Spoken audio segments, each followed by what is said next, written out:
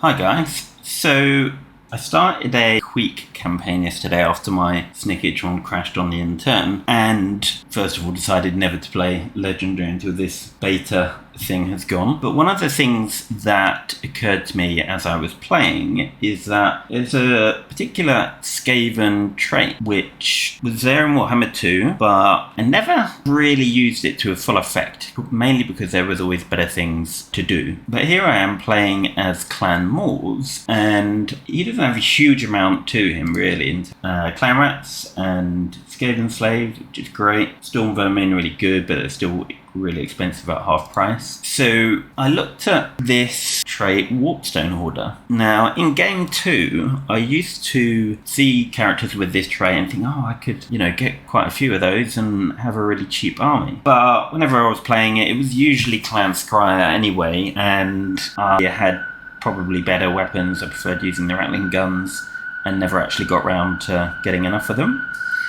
But the beauty of Game 3 is that you can save your characters. So I was playing a Moulder campaign, an Eshin campaign, which is the one that crashed, and then I started this. I switched between them as I play. And yeah, I thought I'd give it a go. But what I do have is a couple of armies where I built up the traits. So all of these have got the Warpstone Hoarder trait. He hasn't, he's just said to be a tank. He's been doing all the fighting. We've got another one here. These have all got Warpstone Hoarder. So the Flamers are costing 59, they're costing 174. Now, if you put in like two more, because I originally just had one army, but with like a couple of extra heroes, they're basically free. So I'm still on the hunt for a few more, maybe just to make them free. So how much are these? 120. So I'm thinking I'm really strong. I've got 3 armies. I'm whooping the dwarves here. I killed basically everyone else around here.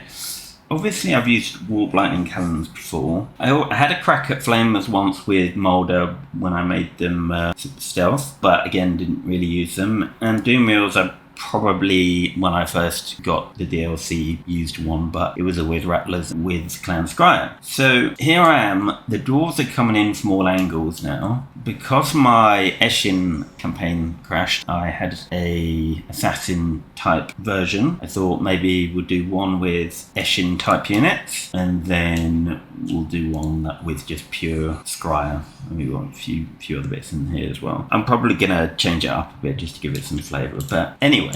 So it's a really good trick. These are 59 again here. So you can, like I say, you can make them completely free by just having an extra couple of heroes. So pretty much every turn I'm looking in here. Oh, here we go. I haven't got enough money from I'll get them in a second. Yeah. So there's no ones there. And then I do a quick Lord check as well. Okay, good. We'll be taking him shortly. And oh no, he's already mine.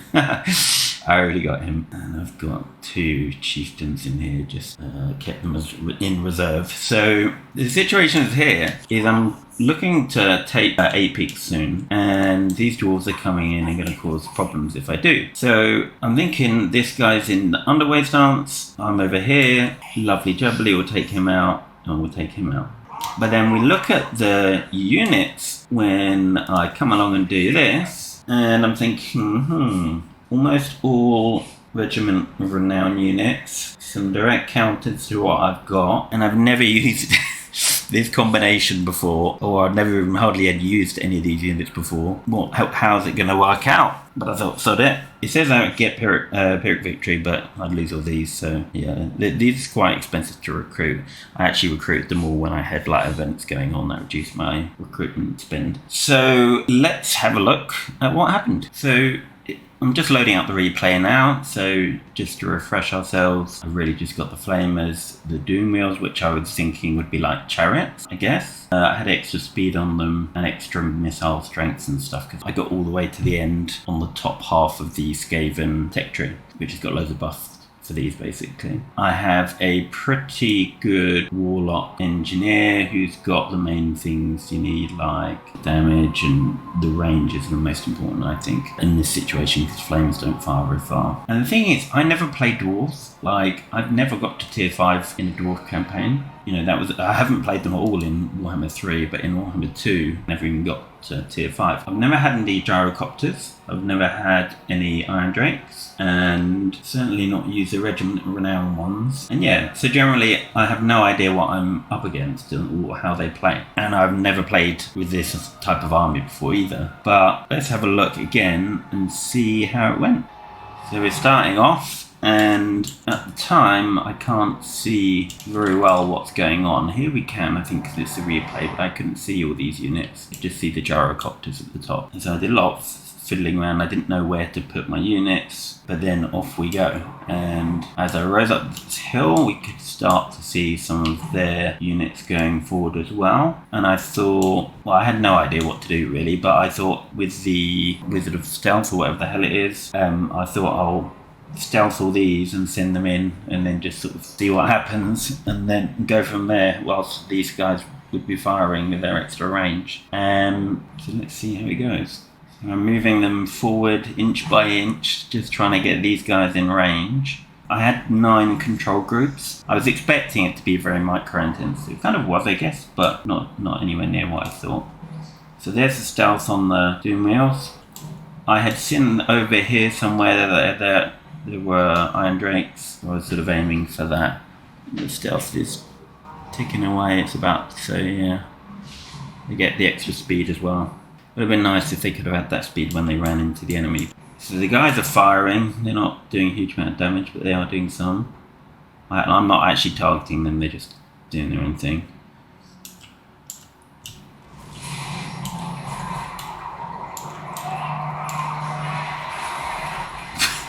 See, I'd never seen that before. I didn't know they could even do that. I knew they fired things, but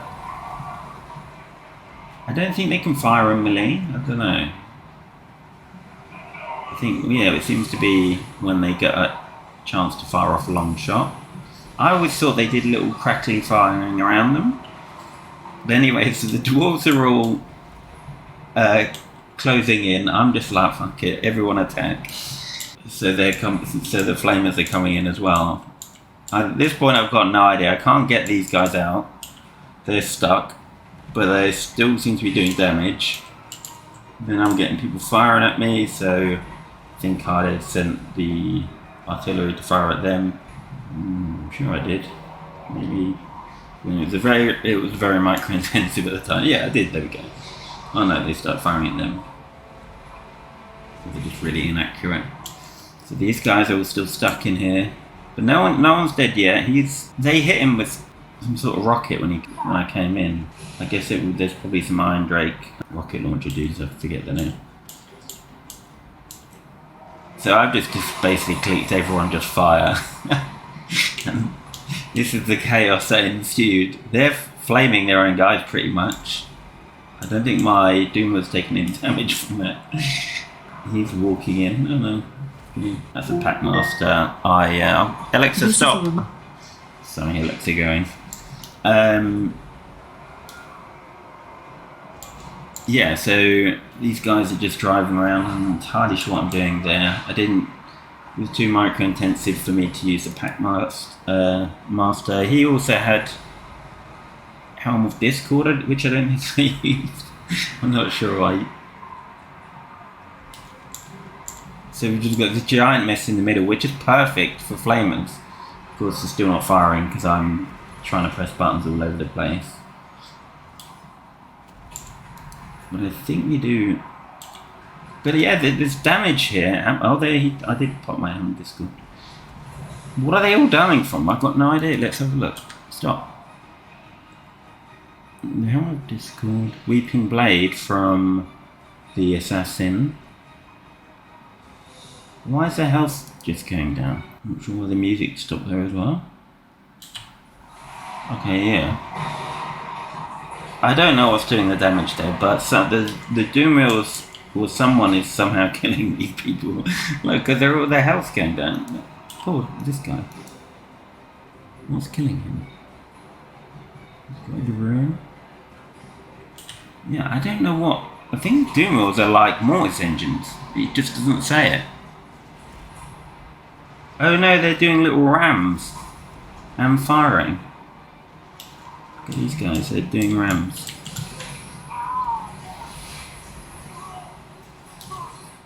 But yeah, over pretty quickly. Then the flamers come in. And like if I'd used there was one point I think where I used the flamers on the middle, but had I done that it would have been a lot quicker. Well, we didn't have any casualties, it was just the one doom mill that ran away over here. And then we finished them off. Let's speed it up just so we can see the end turn stats. Yeah, the flamers are jumping in now and it's all over. Very Skaven-like. You see here, look, I mean, this guy took some damage. This flamer did, I don't know what happened to them, I think a gyrocopter got them or something. The damage is pretty evenly spread as well. So they didn't do that much damage, but they kind of work, I think, a bit like mortis engines. So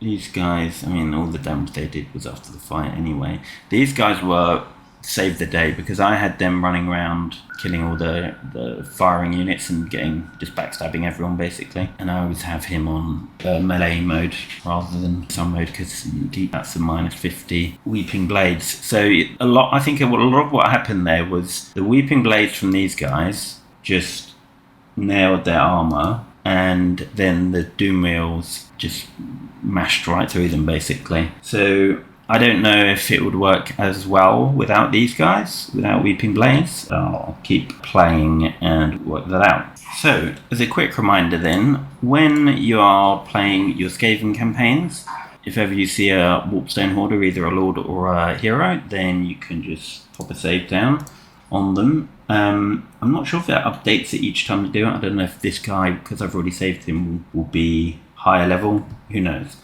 But do that with all your heroes that you just come across. And if you're just playing a Skaven campaign and you'd quite like to do this, but you don't particularly want to have people with this trait because you don't think you can get enough in your campaign to actually use it effectively, then you can just save your game from, we'll just call that, and then we'll reload it in, and I'll go here, and we've got him now. I'm actually going to recruit him, but let's say I don't particularly want to recruit him because I need a confident one or something. Then you can just recruit him. You must remember to put the points in, because if you don't, you get a level whatever it is. I've got one in here. He was level 6, but because I didn't put the points in, the points don't get saved. Do your save. Then I think you need to do a save afterwards. I don't think you do, but there's something with playing up earlier, so I think I fixed it by just doing a save afterwards. Yeah, he's now saved, and then I go back to my farm save, reload that in, and then I'm back to my game, pre-hiring that character. Who is there? So some people might consider this cheating. They actually put this in the game, the saving characters, because they stated that they wanted to reduce people farming in campaign because people got a bit too carried away with farming and it actually negatively affected the gameplay and effectively created cheese. So what they really have done with Warhammer 3 is tried to remove cheese and actually just put those mechanics in as things that you can use.